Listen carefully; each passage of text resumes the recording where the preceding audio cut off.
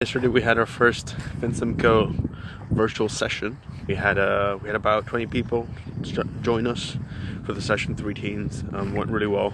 Went a bit over time. We had a few software issues, so we're going to change that, improve those. We're thinking about a revamp, but the content was very good. I've now designed a little sketch on how we can improve explaining things. So the sketches are here to try and give a more visual and intuitive explanation as opposed to just doing my word of mouth. And I've just done that on PowerPoint, and I'm going to go to Canva, make those, draw those up, get a friend who's really good at design stuff, and work with him. So that's how the process of improving something like a virtual class is. You do it once and you see what's gone wrong, what could be better. And it's always important to take the point of view of somebody who's attending it. And if you just get one of your friends to come along, and they'll tell you just in full honesty.